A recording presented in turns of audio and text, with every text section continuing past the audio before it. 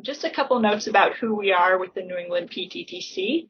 As I mentioned, we're part of the SAMHSA-funded PTTC network, translating prevention science into trainings and technical assistance for the prevention workforce. We have a wide variety of resources from webinars, other training opportunities, online courses, other resources and toolkits, as well as tailored TA available.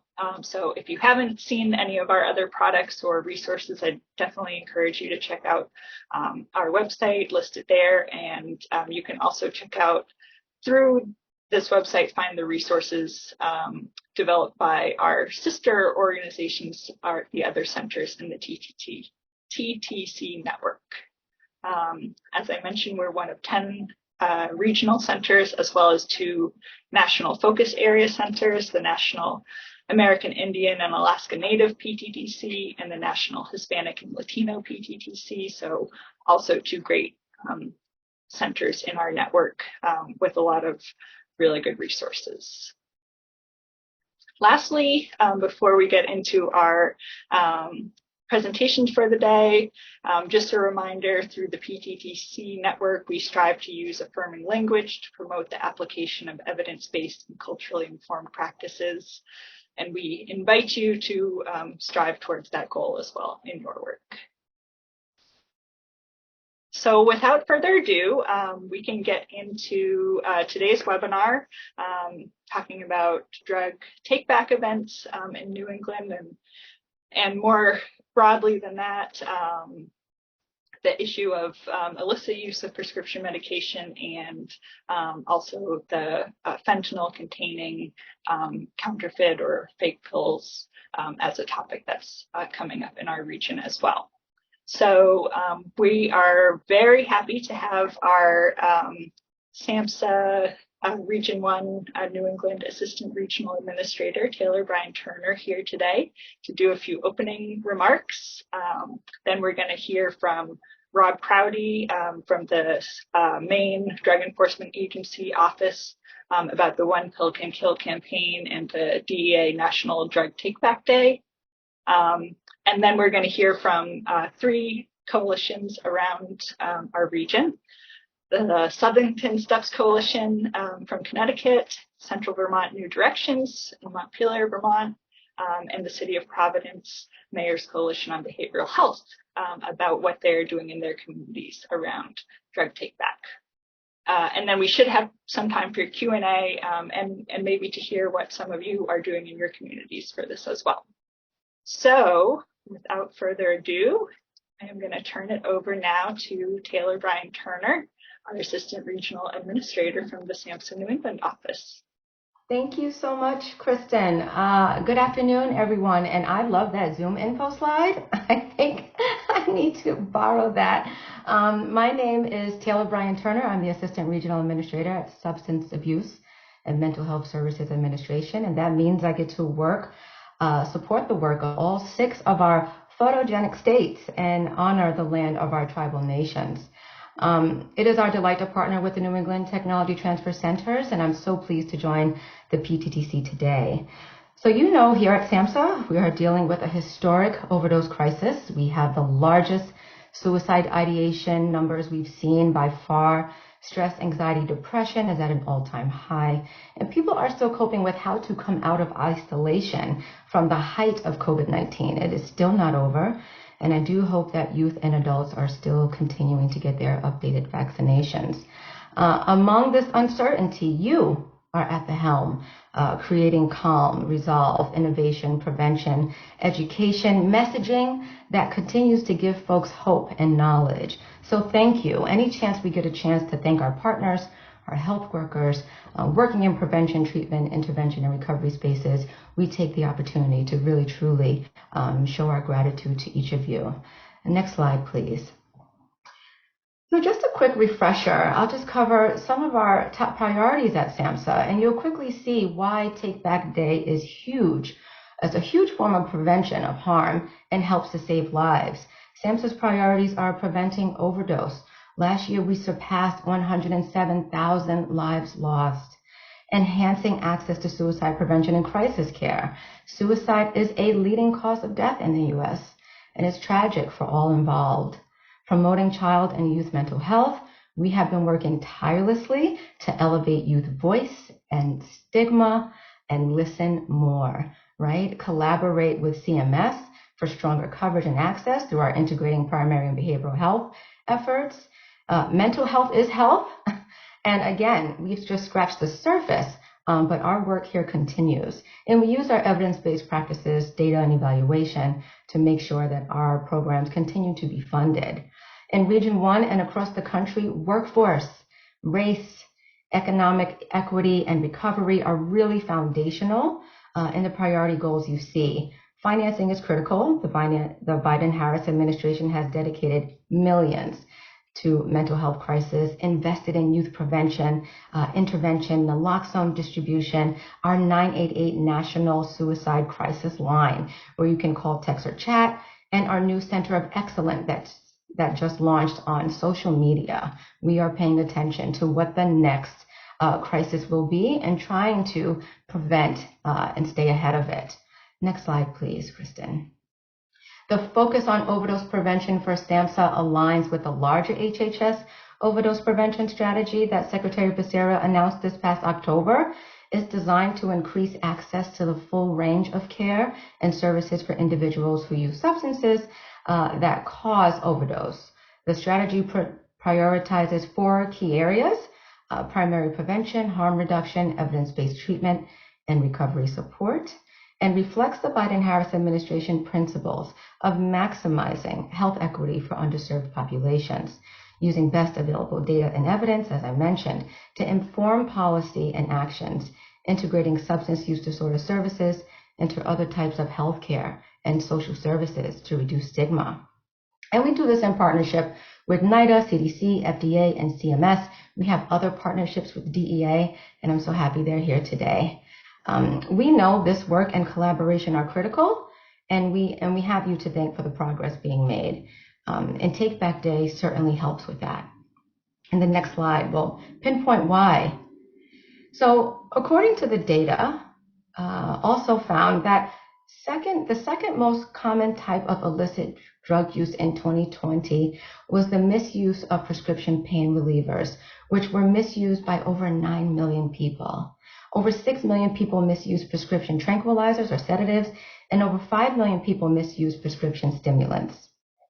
Not shown here, but we know that our older adults have the largest number of suicide deaths, which mean that we got to increase our education efforts on the harmful effects of our prescription pain pills.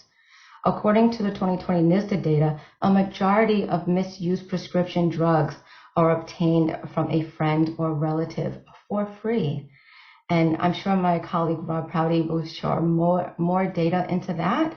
But it leads me to share a personal story on what Take Back Day means to me. Next slide, please. So when I was young, my father was a victim of gun violence, and he was shot above the neck and became an instant quadriplegic. First, he lived in a nursing home for rehabilitation, and then he transitioned home with us.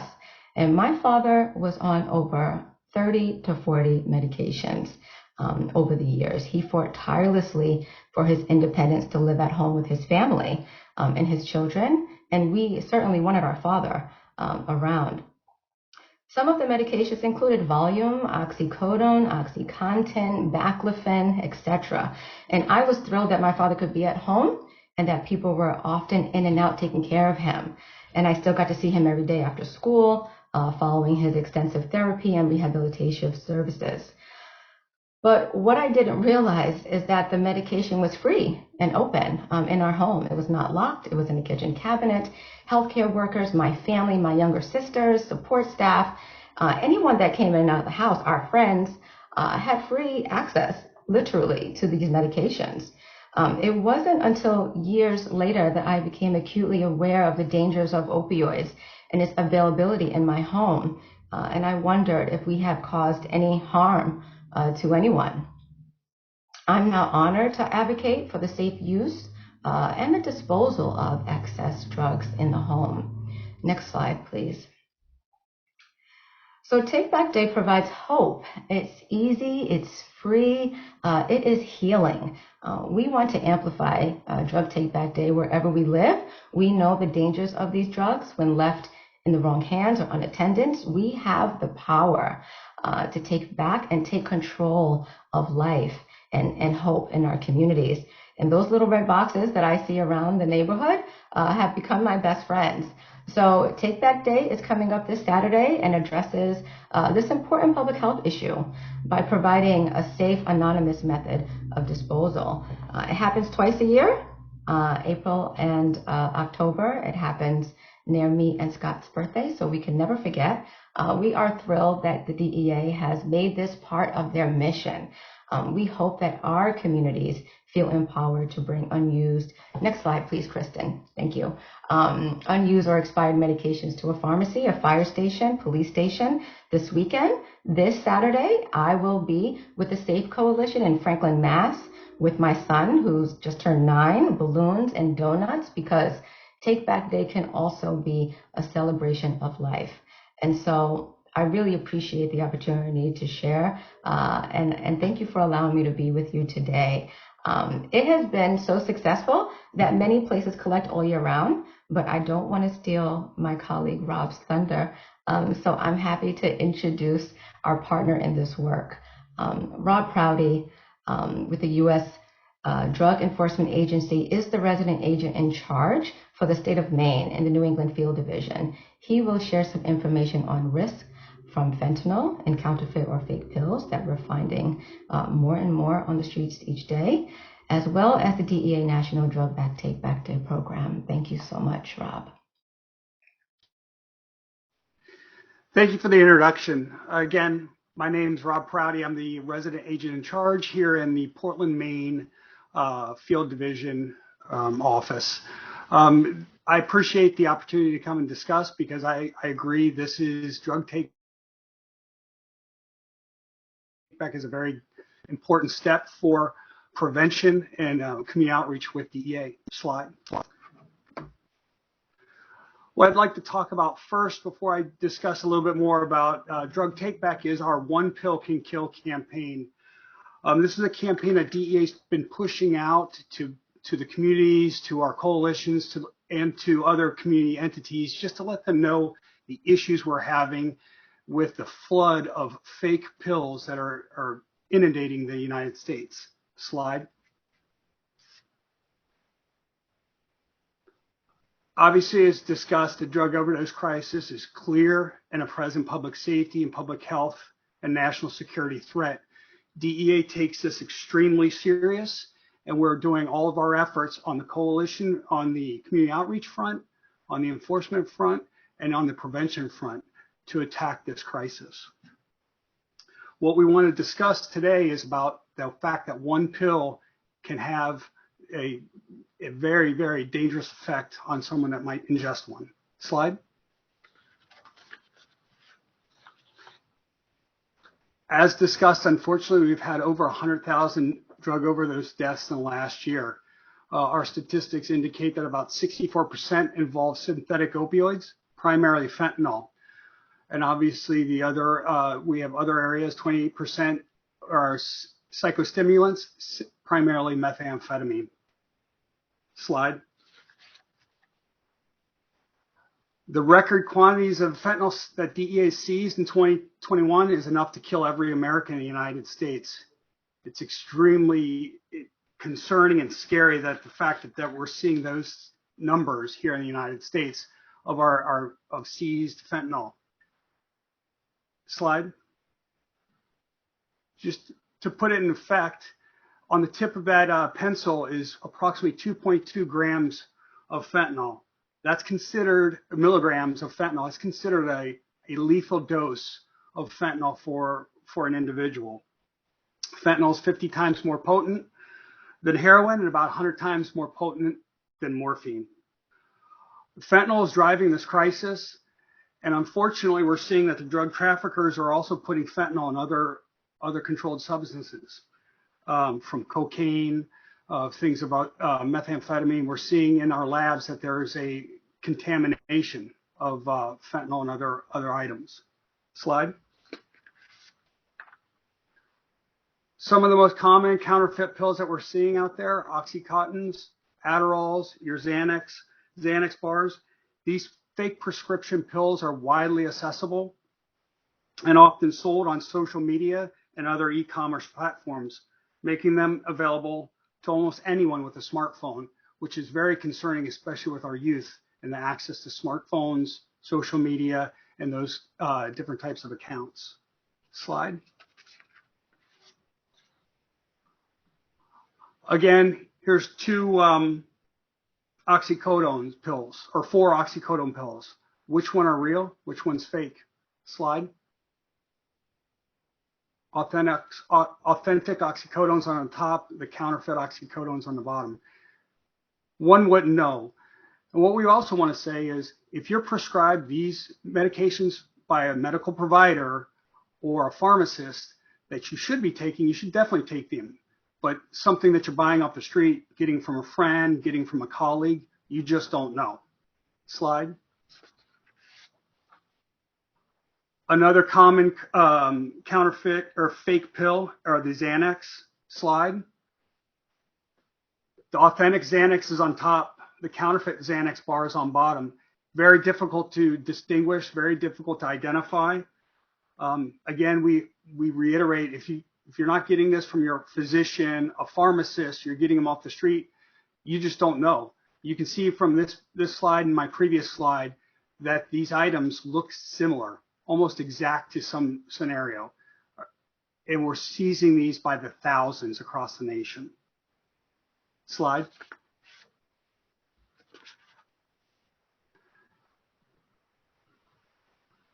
This is the average fentanyl dose in tablets that we've seen in calendar year 2017 to 2020. As you can see, the average dose is going up. In 2017, it was about 1.3, and it continues to climb.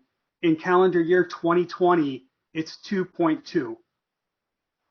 That's above a considered lethal dose. In the slides before where I showed the pencil tip with the white powder, that's more than a lethal dose. That's very concerning with what's in these fake pills. Now we're seeing more of the fake pills that we're testing have about 2.2 micrograms in there. Slide.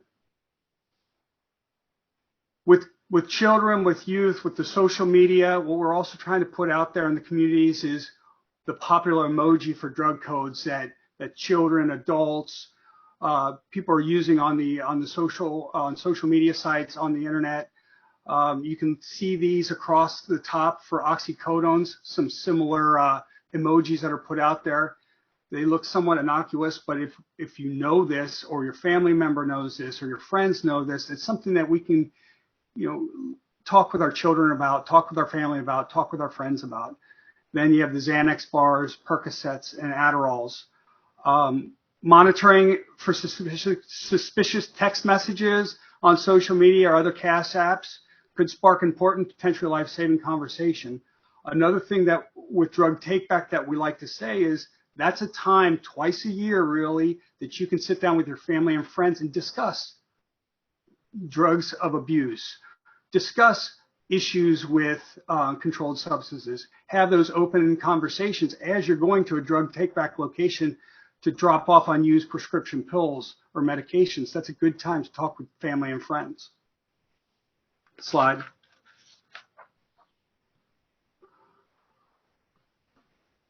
Again, this awareness campaign for the One Pill Can Kill. We want people to know the dangers and the accessibilities of the deadly drugs online. DEA is working tirelessly with social media accounts, with other entities to make sure we can make online a safer place to be, to make sure that we can get ahead of trafficking online, to make sure we can get the information out online so people are safer and are aware that one pill can kill. It just takes one pill for a deadly situation. With this, again, the drug take-back conversation, slide. as was brought up, is the National Drug Take Back Day, Saturday, October 29th. This is DEA's 23rd National Prescription Drug Take Back. Again, it goes from 10 a.m. to 2 p.m. It's a nationwide event. And as that was discussed, you'll see year-round police stations, fire departments, community centers. They'll have that receptacle to turn in unused or unwanted medications. But DEA highlights it twice a year, as was discussed, in October and in April. Slide. Just some of the statistics here in Maine and nationally. Nationally, in April 2022, we had 4,427 law enforcement agencies participate. We had over 5,000 collection sites, and then we collected over 700,000 pounds nationally just on that one day. Here in Maine, just specifically, we have over 120 law enforcement agencies that participated. We'll have about 140 collection sites, or we did in April 2022, and the total is we collected over 20,000 pounds of unwanted prescription pills. What I'd like to highlight with this is unfortunately the numbers get higher, but I think that's a good thing too, because I think we're getting out to the community that this service is out there, and this is something we want the community to participate in. Slide. Nationwide, if you need to access a collection site or a locator tool, you can go to www.dea.gov/takeback-day, and that will identify locations that will have receptacles where they'll be. On Saturday, on Friday, up here in Portland, Maine, the Cumberland County Sheriff's does their kickoff for their drug take back, which is in conjunction with DEA. On Saturday, we'll be floating around to some of the sites in southern Maine, and in our office in Bangor, we'll also be at some of these sites in northern Maine or central Maine. Slide. DEA is leaning forward with working to help to make communities safer and healthier.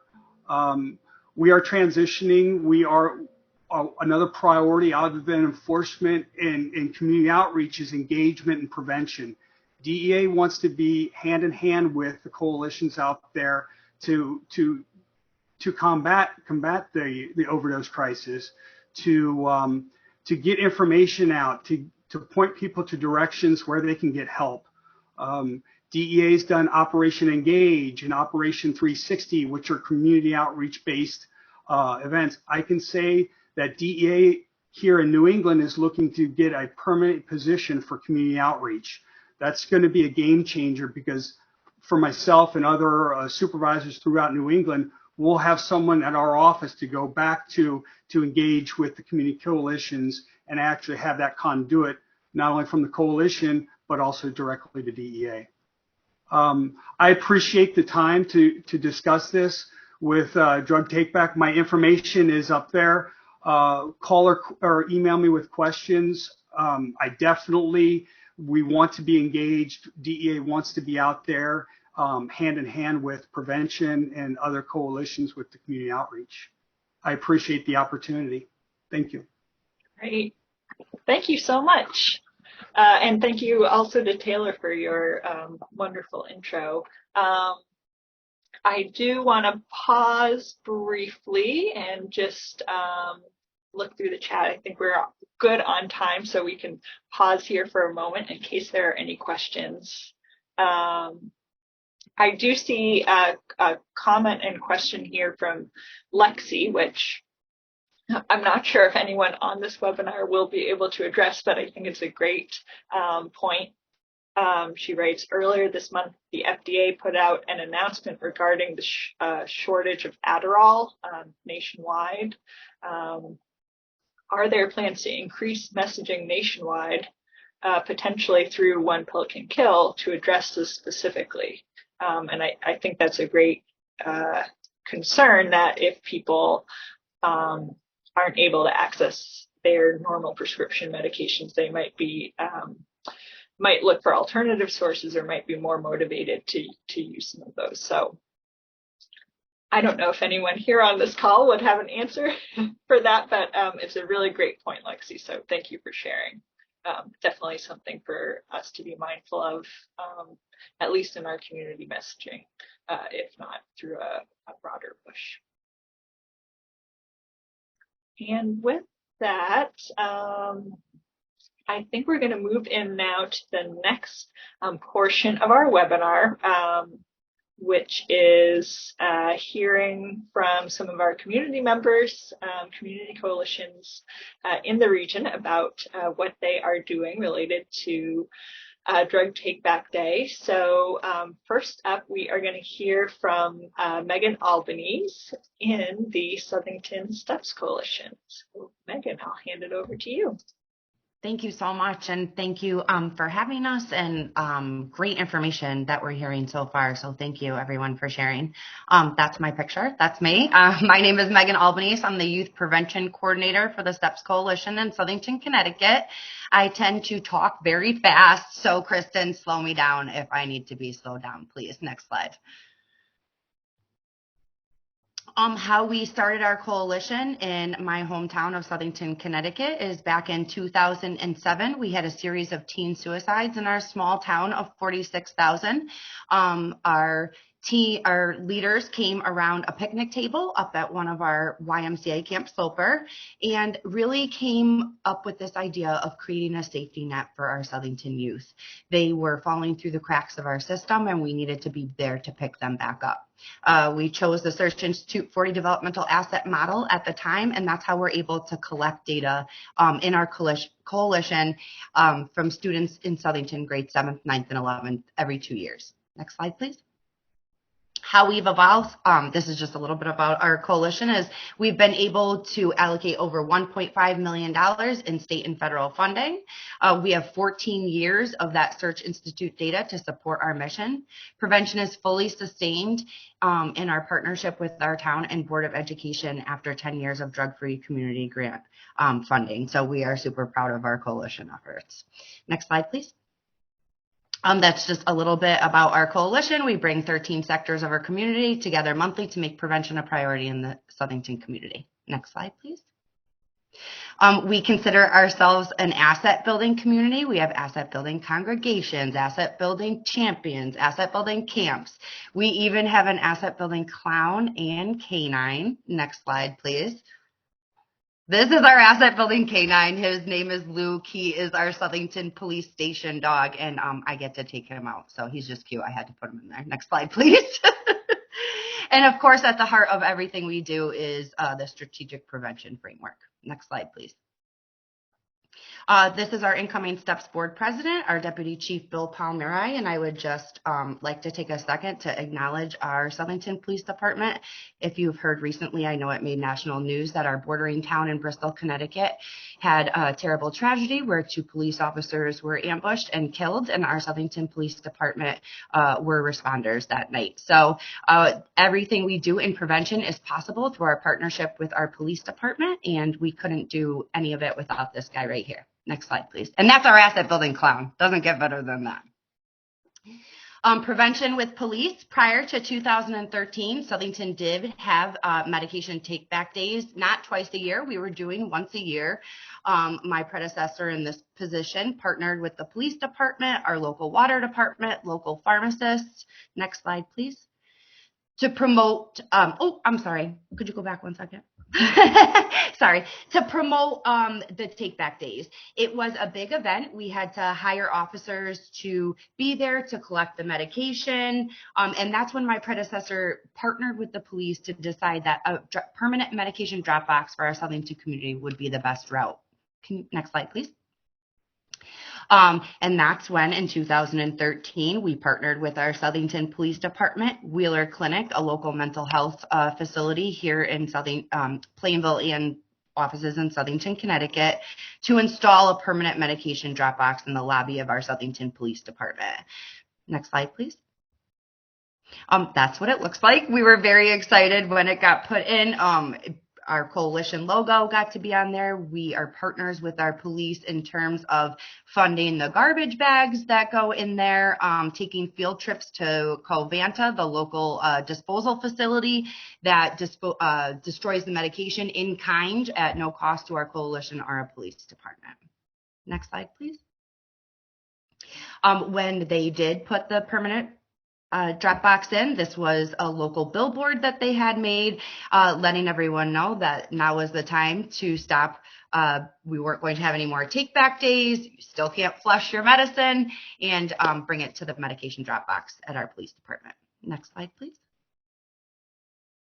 I know that my predecessor had to go around and put these little flyers that she created every single place in the community, from funeral homes and talking with funeral directors to pediatricians' offices, and just anywhere she could get in to spread the message about this permanent medication drop box and keeping medication out of the hands of our young people. Next slide, please. These are just some of our drug stats. I'm sorry, I don't have the most recent. The last I checked was in April of 2022. And to date, we have collected over 10,000 pounds of prescription medication, keeping that out of our water, out of our youth hands, and safer in our community. Our youth, when we do survey them every 2 years, we have a less than 2% past 30-day use rate for our prescription medication or other drugs. Next slide, please. This is a campaign that we have a youth council, and our youth came up with this idea to not trash your stash and bring it to the permanent medication drop box instead. When we did have our drug-free communities funding, we were able to fund some PSAs, and this is one of them that the youth completely thought up to help direct, wrote, and I would love to share it with you.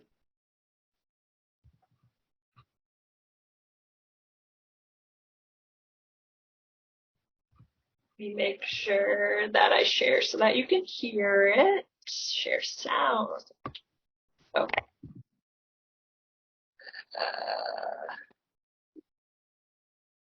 Share sound. There we go.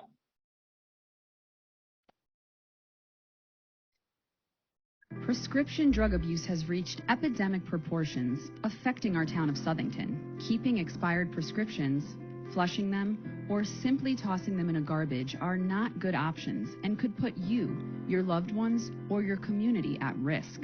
Don't trash your stash. Instead, bring your unused, unwanted, or expired medications to the permanent medication drop box at the Southington Police Department. It's totally free to use, open 24/7, and there's no questions asked. Help prevent prescription drug abuse in Southington and use the medication drop box. Don't trash your stash. For more information and to see the list of accepted items, visit southingtonsteps.org. Thank you. I get so excited because our students did such a great job with that.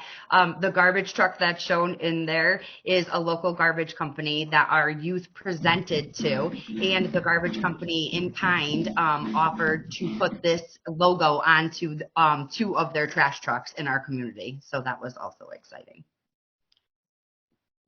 And then I think we're going to move right into, is the next one? Yeah, this is just another quick PSA that our students did about opioid prevention. Thank you so much, Kristen.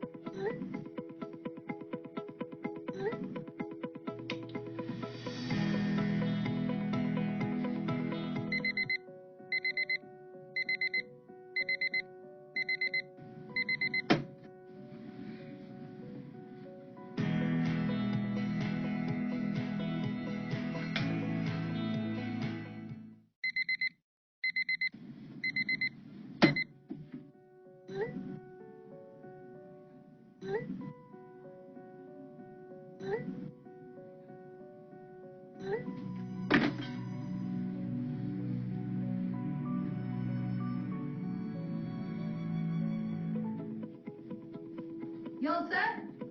Coming.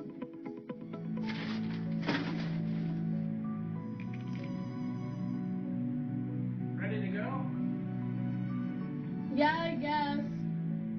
Abusing prescription drugs can dramatically affect your life. Over 2 million Americans abuse opioids, and 90 die from opioid abuse each day. If you think you may have a problem, call toll-free. Help is available. 1-800-662-HELP. Thank you so much, Kristen.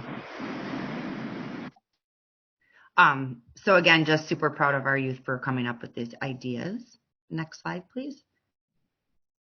And just a extra little side note is that we are huge supporters of Narcan in Southington. We have it in every single school, all 8 elementary schools, 2 middle schools, and our high school. Every building administrator is trained in Narcan use. We have it in every municipal building, including our Southington Public Library, and we offer the Narcan training twice a year in our community. Next slide, please. And that's it. Thank you so much. I talk fast and a lot, but happy to answer any questions. So thank you so much, Kristen, for all your help and for having me. Great. Thank you so much. That was really interesting, and I love the PSAs. Lots of strong youth work. So next up, we are going to hear from Ann Gilbert with the Central Vermont New Directions Coalition, so heading up north from Connecticut. And I am going to stop sharing my screen so that Ann can share with us. Go ahead, Ann. Great. Thank you, Kristen. And thank you, Megan, for all that information. It really showed a lot about the community coalitions and how we're formed and how we work with so many different sectors. So Central Vermont New Directions Coalition is based in Montpelier, Vermont. So we're right in the capital city. And we work in Central Vermont all around Washington County. But we're also very connected to all the other community coalitions throughout Vermont. We're a pretty small state, and we have a coalition of coalitions, if you will, called Prevention Works, which is a really great opportunity for us to be able to meet regularly with the directors of the other coalitions and share information with the other grantees on how they're addressing Take Back Day and all kinds of safe disposal of medications. So New Directions has been around since 1998, again, as a result of a tragedy that really got the community mobilized, and parents and law enforcement, community members really came together. And we've had grant funding ever since, some federal, but mostly through the Vermont Department of Health. And one of the things that's really great about Prescription Drug Take Back Day is, I think, the consistency of it. Because we've had it every spring and fall, people are more familiar with it. They look forward to it now, or they get it. You know, it's like, oh, it's that time of year again, spring cleaning, or, you know, clean everything out before you hunker down in your house for the winter. And so when we put information out there, you know, sometimes it's like asking your teenager to pick up their socks. They don't do it the first time or the second time, but when they've heard it a few times, it really starts making sense. And we've found that having so many community partners makes such a big difference. You know, you talked about parents and talk, they'll hear you, Taylor, and there are so many different ways to get the information out there. And one of the things that we say sometimes is it's not one 60-minute conversation or presentation. It's really 60 one-minute conversations with your family, you know, bringing that up over and over again so parents can really model this. But so we have grant funding with the regional prevention partnerships, which asks us to really work on increasing the number of kiosks in the community and get the word out to support the community partners for Take Back Day. But we also have funding for community tobacco prevention. And that really ties into Take Back Day now, because vaping devices are included as long as the batteries are taken out of them. That's one of the things that's happening. And then we're also working with Central Vermont Medical Center. There's a HRSA grant, which is really addressing preventing opioid fatalities. And so really promoting Take Back Day in that respect goes along with the harm reduction and the treatment and the recovery all together.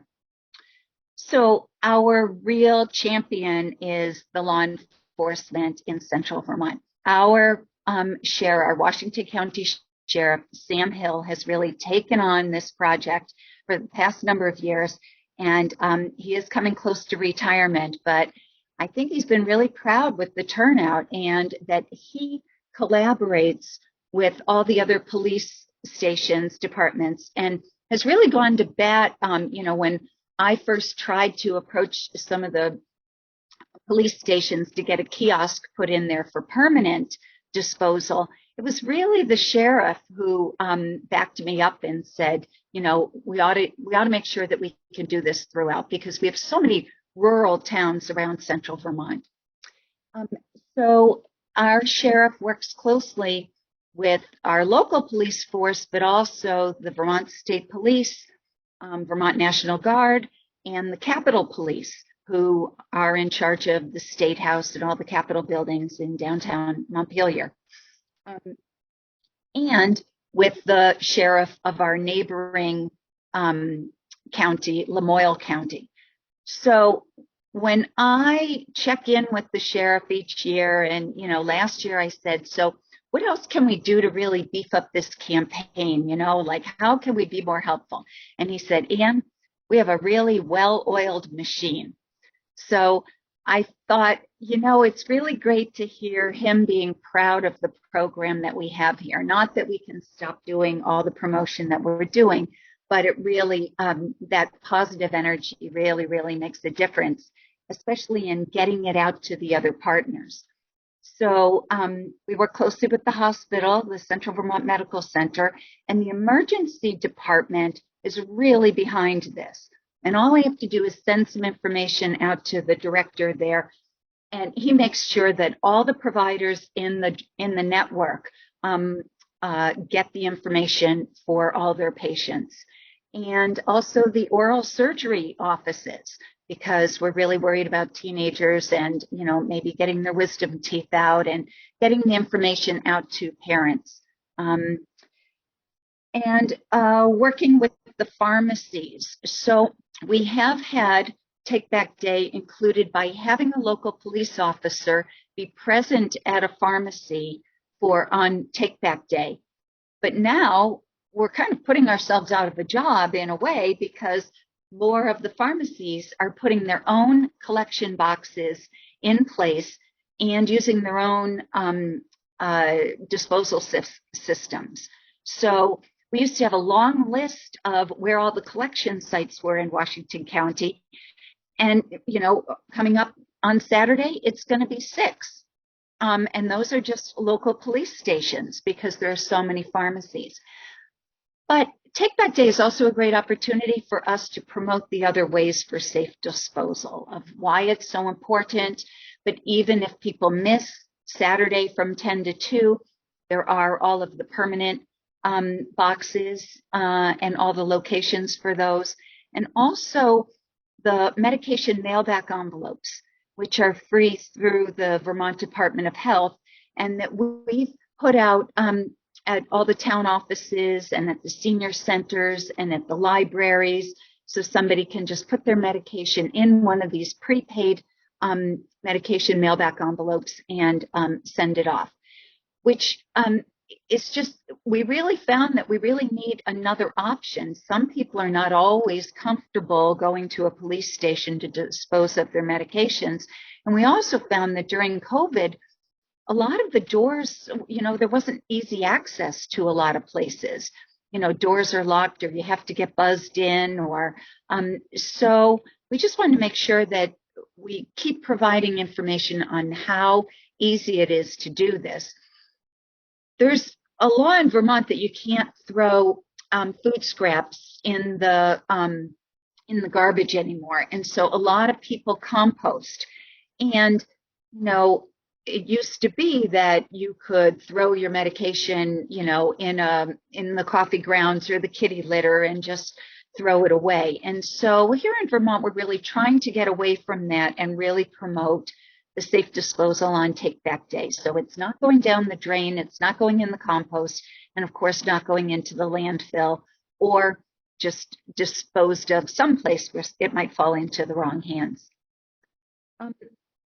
The community really helps, you know, working with parents, helping them with information about modeling, you know, that this is a good chance for them to talk about it in their home, with their children, with their family, if they're headed out to the farmer's market on Saturday or running errands or going to the recycling center. This is just one of those extra things that you take along and you're going to drop it off. We get the information out to the schools, and whenever we do a presentation with select boards or city councils, we always make sure that we mention this because it really makes sense to the policymakers, and it really reinforces the relationship we have with the law enforcement in the area. The senior centers are a really good place for us to get this information out, and also to Central Vermont Home Health and Hospice.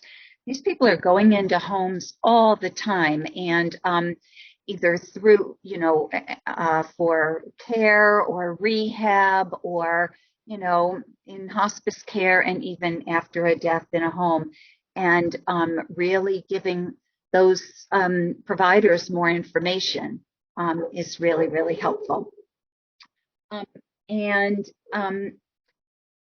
You know, we have partnered with the media. We've had really strong relationships with the newspapers in our area, whether it's the daily or it's the weekly, and they're willing to put ads in the paper and run our letters to the editor, or there's a talk of the town once a week and we get information in there, as well as Front Porch Forum, which is our community online access chatting with neighbors. And so I live in the town of East Montpelier, so I can post it, but I've got my connections in the other towns. And when I send them that information, they will post that in their town as well to really get the word out.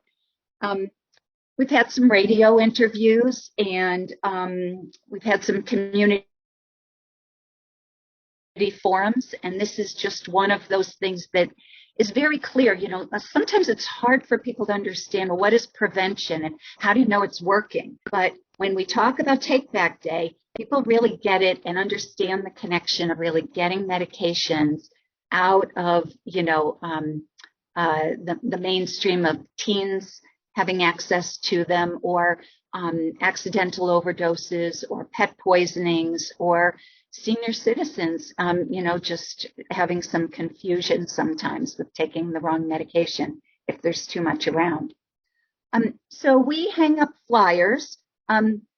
We have designed some flyers, but we've also found that when the sheriff puts a flyer together, we're not going to mess with that. We'll, you know, put our logo on it too, but we really like to, you know, reinforce his involvement in it. And so we hang up flyers all over. And we also make small slips that go along with when people pick up their medications at some of our partner pharmacies. Some of the other coalitions throughout Vermont have really been successful in getting these information slips to go out with groceries when people are at the checkout counter, you know, getting their groceries as well. So, you know, I think the more information you can get out there, the better, as a good reminder for Take Back Day. I'm really excited that we work with so many partners, and then the DEA is in touch with us very soon after Take Back Day to give us the results. And that's really kind of a fun thing, because people need to know, okay, I did this, but how does that work in the big picture? And so when I share the information on how many pounds were collected at how many sites throughout all of Vermont, and that Washington County collected the second most amount behind Chittenden County, which is where Burlington is. And I thank people and really express a lot of gratitude for everybody doing their part, which is the Vermont Department of Health campaign of do your part, of safe disposal of prescription drugs. So this has been a successful prevention strategy. I'm so glad it's happening. It's a little bit worrisome, a little bit rocky during the pandemic, in the height of the pandemic of were we going to be able to continue to do this? And so it's fun to share this information and to hear all these other ideas and information from other people as well. Thank you. Thank you so much, Anne. That was a great overview and so interesting. I hadn't thought about the composting and how that connects into Drug Take Back Day. So yeah, really interesting how those other areas of policy can impact what we're doing. So thank you for sharing. And then last but not least, we're going to jump over to hear from Obed in the Providence, Rhode Island office. Thank you so much for the opportunity to have me. My name is Obed Pap. I am the Program Manager and Regional Coalition Director for the Healthy Community Office. In my role, I oversee the Major Coalition on Behavioral Health, NCBH. The mission of the NCBH is to provide leadership, raise awareness, and develop a policy for the major related to health, wellness, and safely included drugs, alcohol, and tobacco prevention across the lifespan. The coalition meets on the first Wednesday of every month and has more than 30 members. Next slide, please. The coalition has hosted Prescription Drug Take Back Day community event in April and October every year since 2012. We improved the public capacity to recognize and avoid the dangers of misuse, abuse of prescription opioids. The state of Rhode Island has 7 regional coalitions, which are groups of dedicated community members and partners working together to provide evidence-based substance use prevention strategy. Additionally, they provide mental health promotion and resources and advocate for policy that support healthy and safety communities. In total, the 7 regional collected 173 boxes and used expired medication, which is equal to 4,325 pounds in April. The City of Providence promote the Count In, Locked In, and Drug It campaign, the same to all the 7 regionals across the state. The campaign is its effort to promote safety medication management. The Count It encourages individuals to set a goal to count their pill once every 2 weeks. This will be preventative and help ensure medication are taken properly. The Lock It encourages individuals to lock their medication and store them in a security place that others will not thinking to lock. Drop Off encourages individuals to drop off and use an expired medication for properly disposed. The next slide, please. You can see here like community events. A little community event with the senior centers and the boxes. To highlight the work we're doing in Providence in the state of Rhode Island, highlight from this event include established partnership with local pharmacy, neighborhood health plan, and Providence Police Department and senior centers. The City of Providence hosts 2 community events twice a year. We focus on community education. In the past year, the mayor has hosted press conference and the radio PSA promoting Prescription Drug Take Back Day event. We heavily promote the event on our social media platform, Facebook, and distribute tons of flyers and external outreach events, like more than 5,000. The success of the Regional 3 is attributed to the support of the NCBH, participating agencies support and promote the event with those in the network. Next slide, please. Over the years, the City of Providence has hosted presentations at college, senior centers, town hall, churches, etc. Every year, we relied on radio promotion and newspaper advertising to promote the event. This not only in the City of Providence, across the state. We distribute lag bags, timer cap, and medication bottle with safely labeled throughout the year at our prescription drug take back day event. We provide Narcan administration training too. The next slide, please. Right here, you have the opportunity to see all the work we do, the press conference, the community events, the highlight. We in the City of Providence, we made this one as a festival, just as music, food, dancing, because the purpose is to engage the community. They can come. We educate the community through the prescription drug take back date. You see all the right there, the student for the URI, they can do education. So we involve the Providence Police Department. We involve all the partners. Our partner from these 12 years is Walgreens Pharmacy. So please, I really, if you engage with Walgreens, please, I really encourage you to do that. The next slide, please.